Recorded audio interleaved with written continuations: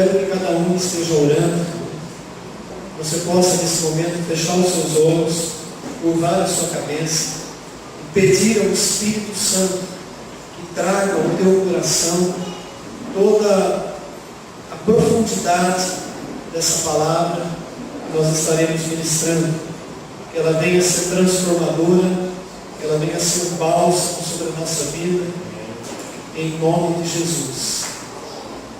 Pai bendito e santo, nós te rendemos graças nessa noite, exaltamos o teu nome, porque tu és o único, santo e poderoso Deus.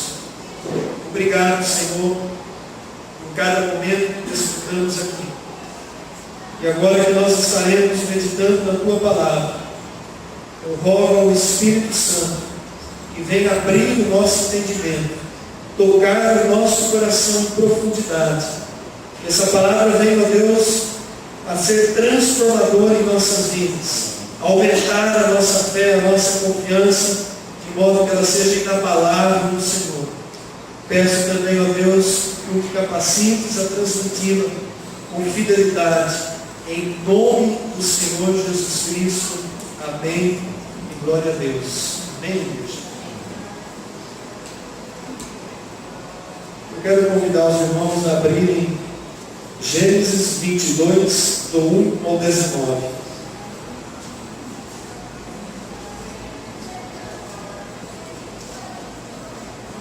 Depois dessas coisas, pôs Deus Abraão à prova e lhe disse: Abraão, e este lhe respondeu: Eis-me aqui. Acrescentou Deus: Toma teu filho, teu único filho, Isaque, a quem amas, e vai à terra de Moriá, oferece-o ali em holocausto, sobre um dos montes que eu te mostrarei. Levantou-se, pois, Abraão de madrugada, e tendo preparado o seu jumento, tomou consigo 2 dos seus servos e a Isaque, seu filho, rachou lenha para o holocausto, e foi para o lugar que Deus lhe havia indicado. Ao terceiro dia, erguendo Abraão os olhos, viu o lugar de longe. Então disse a seus servos: Esperai aqui com o jumento. Eu e o rapaz iremos até lá, e havendo adorado, voltaremos para junto de vós. Tomou Abraão a lenha do holocausto e a colocou sobre Isaque, seu filho. Ele, porém, levava nas mãos o fogo e o cutelo. Assim caminhavam ambos juntos. Quando Isaque disse a Abraão, seu pai: Meu pai, respondeu Abraão, eis-me aqui, meu filho. Perguntou-lhe Isaque: Eis o fogo e a lenha, mas onde está o cordeiro para o holocausto? Respondeu Abraão: Deus proverá para si, meu filho, o cordeiro para o holocausto. E seguiam ambos juntos. Chegaram ao lugar que Deus lhe havia designado, e ali edificou Abraão um altar. Sobre ele dispôs a lenha, amarrou Isaque, seu filho, e o deitou no altar em cima da lenha. Estendendo a mão, tomou o cutelo para imolar o filho. Mas do céu lhe bradou o anjo do Senhor: Abraão, Abraão. E ele respondeu: Eis-me aqui. Então lhe disse: Não estendas a mão sobre o rapaz, e nada lhe faças, pois agora sei que temes a Deus, porquanto não me negaste o filho, o teu único filho. Tendo Abraão erguido os olhos, viu atrás de si um carneiro preso pelos chifres entre os arbustos. Tomou Abraão o carneiro e o ofereceu no holocausto em lugar de seu filho. E pôs Abraão por nome aquele lugar: O Senhor proverá. Daí dizer-se até hoje: No monte do Senhor se proverá. Então do céu bradou pela segunda vez o anjo do Senhor a Abraão e disse: Jurei por mim mesmo, diz o Senhor, porquanto fizeste isso e não me negaste o teu único filho, que deveras te abençoarei, e certamente multiplicarei a tua descendência como as estrelas dos céus e como a areia na praia do mar. A tua descendência possuirá a cidade dos seus inimigos, e nela serão benditas todas as nações da terra, porquanto obedeceste a minha voz. Então voltou Abraão aos seus servos, e juntos foram para Berseba, onde fixou residência. Amém, igreja? Uma das passagens mais lindas, né, da palavra do Senhor, momento em que Abraão ele se dispõe a oferecer o seu filho Isaque, né, como holocausto, como sacrifício, porque Abraão era obediente a Deus. Dizem que os nossos exemplos, eles ensinam os nossos filhos mais do que as nossas palavras. Os nossos exemplos ensinam os nossos filhos mais do que as nossas palavras.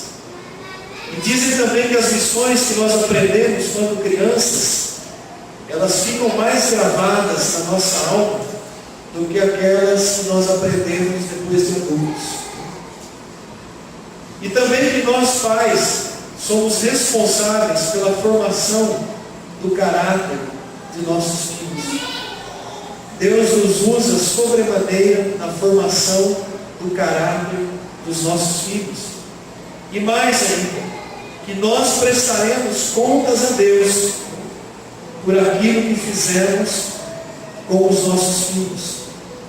O Salmo 127, versículo 3 diz que os filhos são herança do Senhor, não são nossos. E é um grande privilégio poder gerar filhos, né, que são herança do Senhor. Mas Mateus 12:36, Jesus diz assim, que até das palavras frívolas que nós proferimos, dela nós daremos contas no dia do juízo. Se nós vamos dar conta até das palavras, imagina em relação aos filhos que o Senhor nos deu. E eu estou dizendo tudo isso, amados, por causa da importância que envolve o relacionamento de Abraão e de seu filho Isaque. Para que nós venhamos nessa noite a aprender um pouco para a nossa vida em relação a esse relacionamento, a essa convivência que pai e filho demonstram na palavra de Deus. Eclesiastes 11:9 também diz, né, sabe, porém, que de todas essas coisas Deus lhe pedirá contas. Então nós, como pais, temos uma responsabilidade muito grande e especial em relação aos nossos filhos. E nessa noite nós vamos falar um pouco sobre esse filho de Abraão, sobre Isaque. O texto que nós lemos, ele se refere a Isaque pelo menos 3 vezes como sendo o teu único filho. Nós sabemos que Abraão teve um filho antes de Isaque, que foi Ismael. Porém não era o filho da promessa. Ismael, a gente pode dizer que ele entrou na história de Abraão pela porta dos fundos. Não era o propósito de Deus. Mas naquele momento, né, de fraqueza, Sara sugestiona a Abraão e ele aceita a sugestão e gera um filho com a sua escrava, com Agar. Mas Deus se refere a Isaque como o teu único filho. Isaque era o filho da promessa, aquele que herdaria as promessas que Deus fizera a Abraão. E eu quero compartilhar com os irmãos um pouquinho da experiência de vida de Isaque. Mas eu quero também que cada um tenha em mente uma coisa, que você se coloque no lugar de Isaque.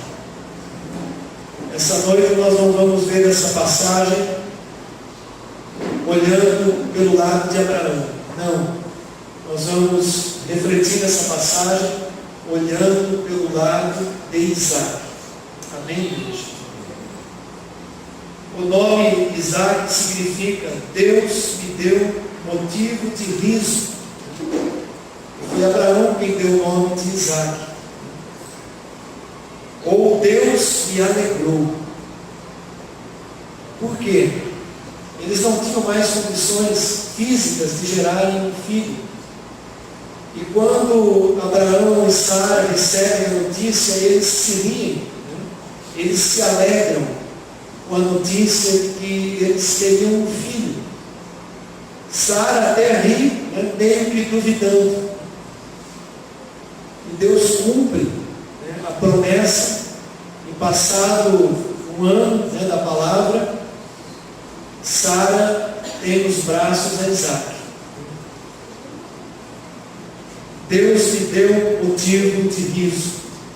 Isaac foi circuncidado no 8º dia, em obediência às ordens de Deus.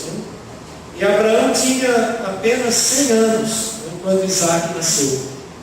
Sara 90. Então veja o milagre que Deus operou nessa família. A primeira experiência que deve ter marcado a vida de Isaac foi suportar as provocações do irmão mais velho, do meio-irmão Ismael. Gênesis 21, versículo 10, diz que Isaac estava sendo desmamado, mas o filho da escrava de Agar caçoava de Isaac. Gênesis 21, 9 e 10. Então Sara pede para que Abraão dispensasse, mandasse embora de casa Agar e Ismael. E Abraão fica muito comovido com aquela circunstância, porém Deus diz para que ele fizesse isso de fato, afastasse de Isaac o seu meio-irmão. Porém Deus também declara que ele abençoaria a Ismael como de fato abençoou. Imagina que o garoto pequeno, talvez sendo desmamado com os seus 3 anos de idade, as mães amamentavam um bom tempo naquela época, e Ismael já tinha por volta, se Isaac tinha uns 3 anos, Ismael era 14 anos mais velho. Então já atrapalhava a formação de Isaac. Então Deus providencia para que de alguma forma eles fossem separados e Isaac passasse a ter um relacionamento bem mais próximo, bem mais íntimo com o seu pai Abraão. E eu imagino, amados, a criação que Isaac teve junto de Abraão. Porque Abraão era um homem que foi escolhido por Deus, e Deus se revelou a ele, e ele vivia uma vida de intimidade com Deus. Deus falava com Abraão. E o filho Isaac cresceu vendo o testemunho de fé do pai. Isaac acompanhou Abraão. Isaac viu Abraão abrindo poços. Isaac viu Abraão plantando árvores frutíferas. Isaac viu Abraão levantando altares ao Senhor e sacrificando. Então era um filho que cresceu aos pés do pai. E havia um laço, uma união muito grande entre pai e filho. E aí a gente começa a acompanhar a história de Isaac. E mais ou menos quando ele tinha entre 10 a 14 anos, a Bíblia não determina a idade, quando Deus chega para Abraão e pede, esse texto que nós lemos, pede para que Abraão sacrificasse em holocausto o seu único filho, o filho a quem ele amava, a Isaac, o filho da promessa. Existem muitas especulações em torno desse texto, e alguns estudiosos dizem que Abraão ficou talvez 1 ano, 2 anos, relutando, pensando, mas a Bíblia não diz nada disso. O texto que nós lemos, e eu creio assim, que tão logo no dia em que Abraão recebeu a palavra de Deus, na madrugada seguinte, ele saiu em obediência. Eu creio dessa forma.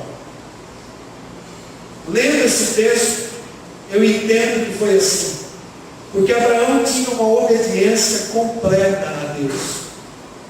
Quando Deus chama ele no versículo 1, a resposta de Abraão não é estou indo, ou daqui a pouco, ou já vai. A resposta de Abraão é eis-me aqui. No hebraico, Abraão disse, eu estou pronto. O que o Senhor quer de mim? Nós é que temos o costume de dizer para Deus, espera um pouco, já vai. O relacionamento dos pais e filhos nos dias de hoje, é muito comum o pai ou a mãe chamar o filho, e o filho nem responder. Às vezes já vai, eu estou indo, leva 2, 3 horas. É comum por quê? Porque os pais não estão ensinando os filhos da maneira correta como eles devem ser respeitados. A culpa não é dos filhos, a culpa é dos pais. Porque se ensinar desde pequenino a maneira como se respeita o pai, a resposta vai ser a mesma resposta que Abraão deu a Deus: eis-me aqui, fala Senhor. E então Deus fala com Abraão. E logo o versículo 3, ele não dá a entender que Abraão ficou regurgitando, pensando, ou esperando o tempo passar para cumprir, para obedecer a ordem de Deus. Ele já diz: levantou-se, pois, Abraão de madrugada, e preparou o seu animal e os seus servos, e pegou Isaque, seu filho, e saiu para a direção que Deus havia mostrado. Quando Deus chamou Abraão, ele deixa a sua cidade e ele vai para um lugar que ele não sabia. Veja o coração desse homem como era obediente a Deus. E o coração do filho, amados, não foi diferente. Isaque era um adolescente, talvez um jovem já de 14, 15 anos, né? Talvez um pouco menos. Ele nem pergunta para o pai para onde nós vamos. O pai chama, e ele era um filho submisso, obedece ao pai, pega a sua carga, porque a lenha foi colocada sobre as costas dele, e ele parte com o pai e os servos para rumo a Moriá. Moriá é uma região onde existem vários montes, e onde se acredita que esse monte onde Isaque foi levado para sacrifício também foi o lugar que Araúna ofereceu a Davi, também foi o lugar onde Salomão levantou o templo, também foi o lugar onde o Senhor Jesus já foi levantado na cruz. Aquela mesma região, as mesmas montanhas. Isaque segue ao pai em completa obediência. Eu imagino, ou tento imaginar, o que foram aqueles 3 dias de caminhada para Abraão. Isaque não sabia, mas Abraão sabia o que ele ia fazer. Imagina os 3 dias de caminhada do pai pensando em cada detalhe de como ele faria quando chegasse àquele monte onde ele deveria, em obediência a Deus, sacrificar o seu filho. Eu creio que Abraão não relutou em nenhum momento, porque lá em Hebreus capítulo 11 diz que ele acreditava em Deus de tal maneira que ele tinha certeza que se o seu filho fosse morto, Deus o traria dos mortos. Então note, amado, que a Bíblia ela nos dá direções, ela nos mostra como foi a cena. Por mais que estivesse dolorindo o coração daquele pai, sabendo que ele teria que fazer algo tremendamente difícil para o pai, ele tinha plena fé em Deus, porque Deus dissera para ele que de Isaque viria a sua descendência. Então eu creio que não houve dúvidas no coração de Abraão, que ainda que ele tivesse que cumprir e tivesse morto ali o seu filho, ele acreditava que Deus traria de volta a vida e que de Isaque a sua descendência continuaria. Por isso ele foi chamado pai da fé. Mas eu quero trazer agora um aspecto, um ponto de vista, como que Isaque estava enxergando aquela situação. Imagina que você é Isaque, que você é um jovem de 12 a 14 anos, e está seguindo o pai, a qual você tem plena confiança. Até na quarta-feira, o irmão Williams trouxe uma palavra, né? Ele deu um testemunho sobre o relacionamento, né, de um pai e filho, e ele falou da vida dele quando ele era criança, e mesmo o seu pai não sendo convertido, ele chamava, e quando o pai abraçava ele sentia uma segurança muito grande, né, com o abraço do pai. E isso acontece, né, todas as vezes que o pai abraça o filho. A segurança que o filho tem na presença do pai é muito grande, né? Um pai verdadeiramente pai. Então, amados, Isaac, ele vai em plena confiança. Ele vai seguindo, acompanhando o pai aqueles 3 dias, até chegar ao lugar. Mas aí, em determinado momento, ele faz uma pergunta. E ele pergunta ao pai, no versículo número 7. Meu pai, aqui tem a lenha, o fogo, mas aonde está o cordeiro que nós vamos sacrificar? Eu imagino o coração de Abraão quase saindo para fora da garganta nesse momento. Uma batida forte. Aonde está o cordeiro que nós vamos sacrificar? A resposta do pai é: Jeová Jireh, o Senhor proverá para si um cordeiro. E passa mais algum tempo. Abraão arruma o altar, coloca as pedras no devido lugar, pega a lenha, ajeita a lenha sobre aquele altar, e aí ele chega para Isaac e diz assim: me dá as suas mãos. Imagina o filho colocando as mãos assim, e o pai muito rapidamente amarrando os pulsos de Isaac. É o que eu estou imaginando pelo descritivo da palavra. Eu imagino que Isaac naquele momento compreendeu quem seria o sacrifício. E não era uma criança tão pequena assim. Ele já tinha visto o pai fazer vários sacrifícios, levantar altares. Mas a atitude de Isaac foi de completa obediência. A palavra não diz em momento nenhum que ele tentou fugir ou correr, mas que ele simplesmente se ofereceu, permitindo que o pai o amarrasse e o deitasse sobre o altar. Eu creio, amados, que não houve resistência nenhuma, mesmo porque Isaac tipificava o próprio Senhor Jesus Cristo. Assim como Isaac foi levado para o sacrifício, o Senhor Jesus Cristo foi levado ao sacrifício.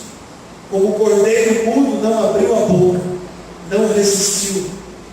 Isaac foi colocado sobre aquele altar sem resistência. Isaac, porém, teve, no momento crucial, a sua vida poupada. O Senhor Jesus não teve a sua vida poupada. Mas voltemos aqui para Isaac. No momento em que o pai o deita sobre a lenha, você consegue se colocar no lugar desse menino? O sentimento que estava ali. No momento em que o pai levanta o cutelo, você consegue imaginar aqueles instantes, o que estava passando pela cabeça daquele menino? A experiência que esse menino estava tendo? Meu pai me ama, mas o meu pai ama a Deus mais do que a mim. Olha a experiência de fé que Isaac estava tendo naquele momento. A experiência com Deus que aquele jovem estava tendo. O seu pai que o amava tanto, e ele sabia do amor que o seu pai tinha por ele. No entanto, o seu pai estava dando uma lição extraordinária. O amor que o meu pai tem por Deus é acima de todo e qualquer amor que ele possa sentir por um ser humano, até mesmo por mim que sou seu filho. Mas a experiência de Isaac, ela não parou aí, amados. No momento em que Abraão está pronto a concluir o sacrifício, uma voz que a palavra diz, do anjo do Senhor, fala com Abraão. Isso está aqui descrito no versículo do número 11. Abraão, Abraão, e ele responde novamente: eis-me aqui. Não estendas a mão sobre o rapaz e nada lhe faça. O versículo 11 diz que quem bradou, se a sua Bíblia for uma boa tradução, está escrito anjo do Senhor, com letra maiúscula. Anjo do Senhor. Agora imagina Isaac vendo e ouvindo a voz, falando com seu pai. Eu creio que o coração do menino disparou a 1000 por hora. E ele falou: não, espera aí. O Deus que o meu pai crê e tem me ensinado é um Deus real. É um Deus que fala com o meu pai. Imagine a experiência desse menino, ouvindo uma intervenção divina, ouvindo a voz do anjo do Senhor. Segundo os teólogos, o anjo do Senhor, em letras maiúsculas numa Bíblia, era uma referência no original hebraico. A segunda pessoa da Trindade é o próprio Filho de Deus, uma teofania, uma aparição de Jesus Cristo antes da sua vinda. Isaac teve esse privilégio, essa experiência. Naquele momento, ele passa a ver e a ouvir a voz daquele em quem o seu pai cria. E naquele momento tudo muda. Aparece atrás um animal, um carneiro preso pelo chifre, e aquele animal substitui a Isaac. Foi o que Deus proveu. Imagine essa cena, você sendo Isaac.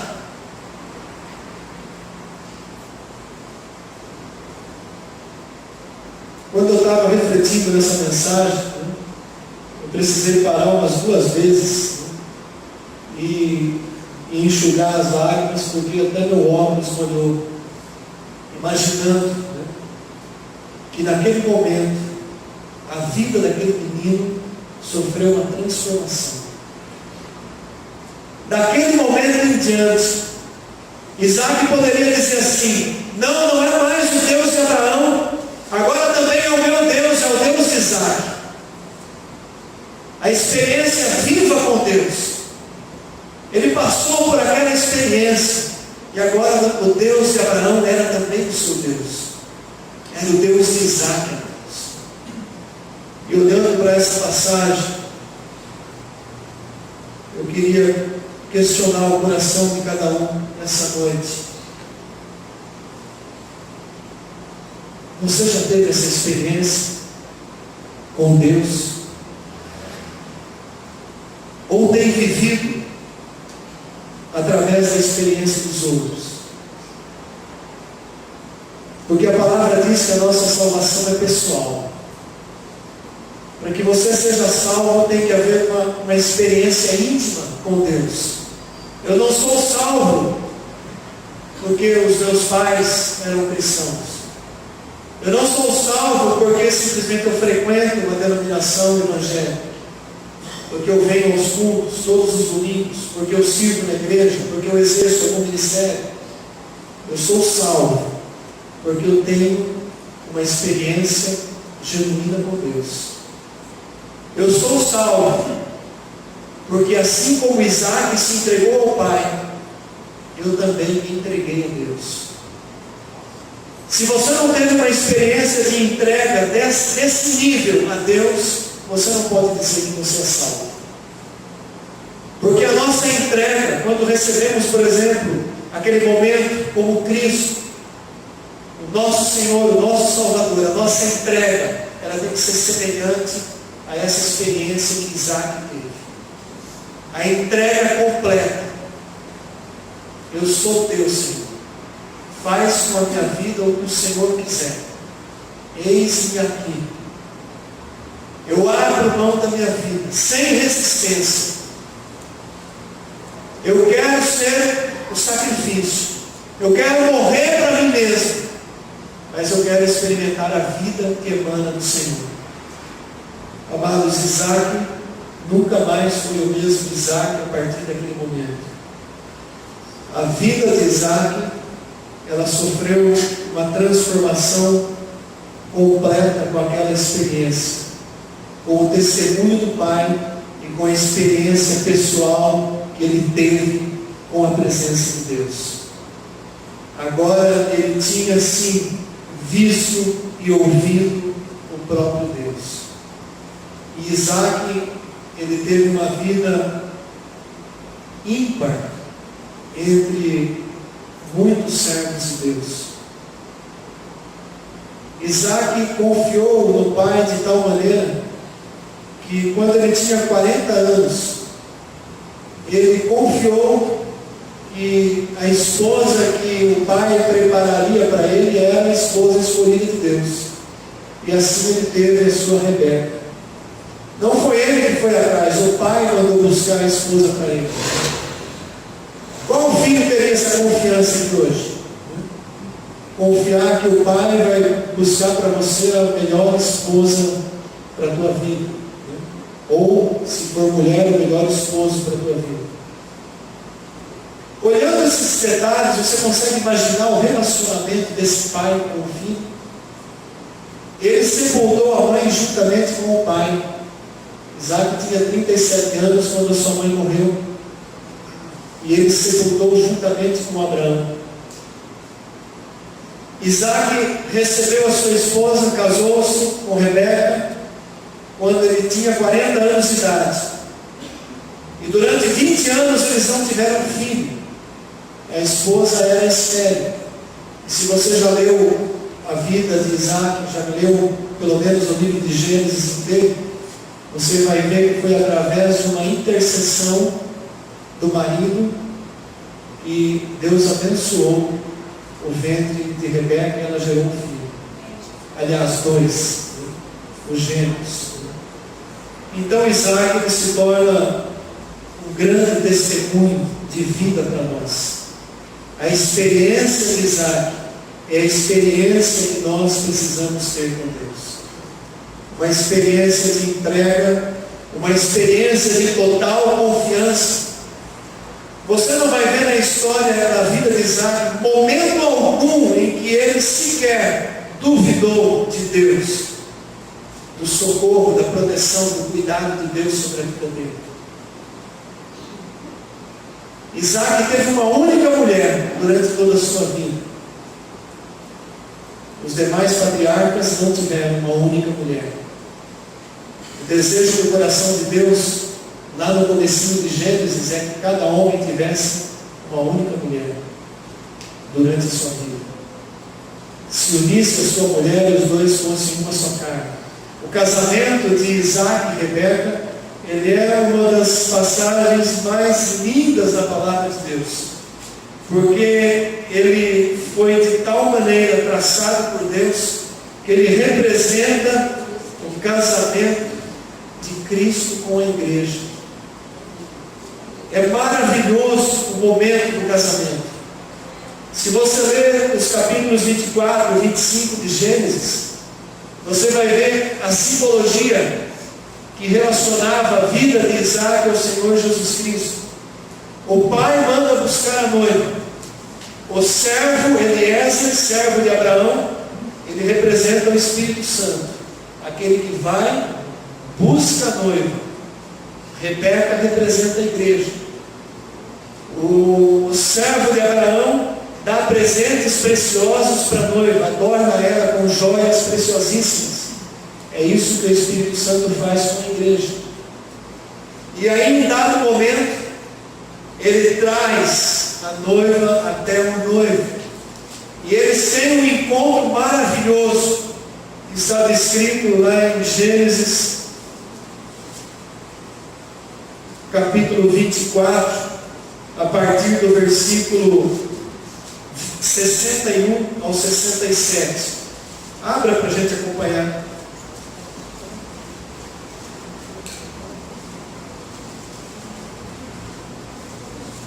Gênesis 24, do 61 ao 67. Então se levantou Rebeca com suas moças e, montando os camelos, seguiram o homem. O servo tomou a Rebeca e partiu.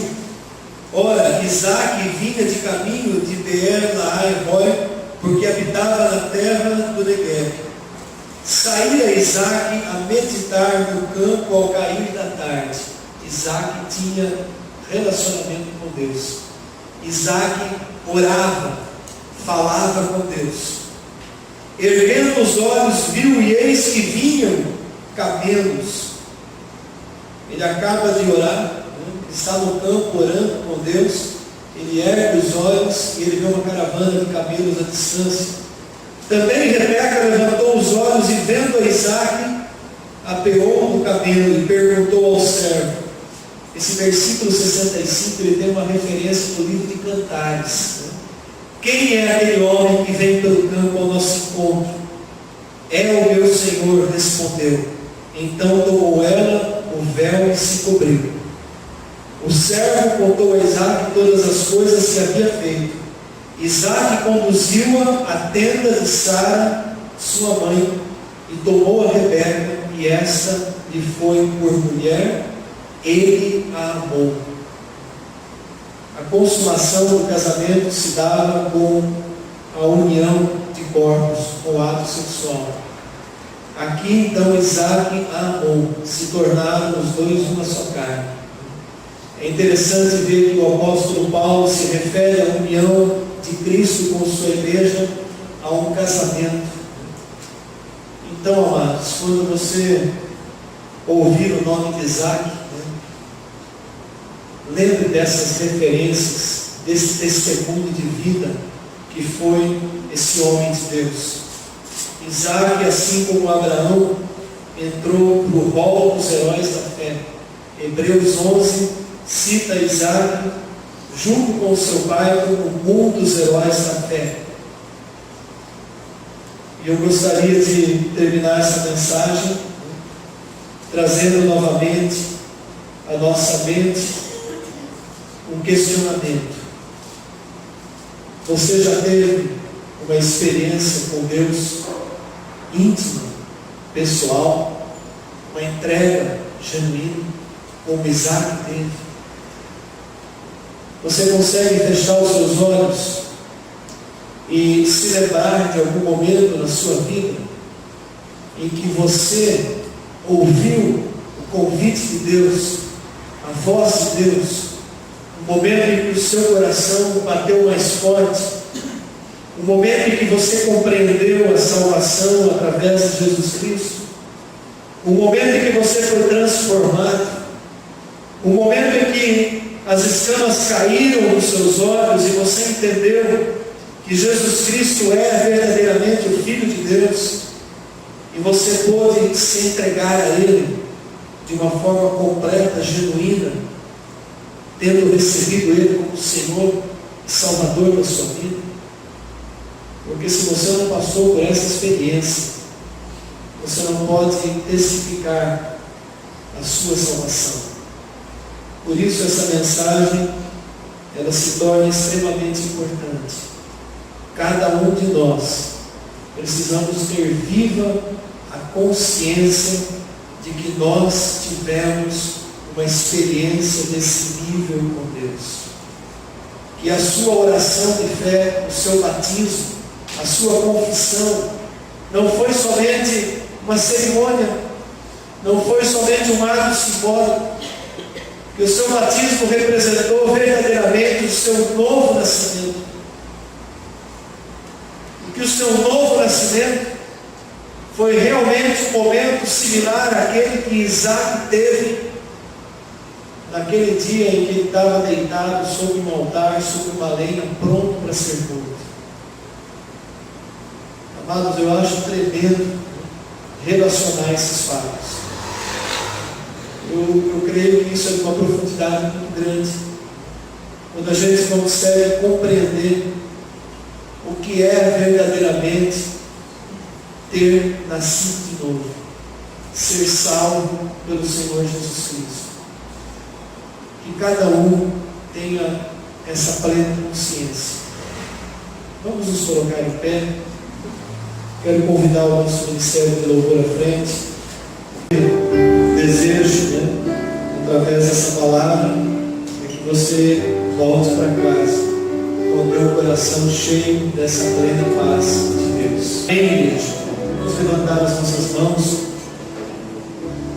O Senhor te abençoe e te guarde.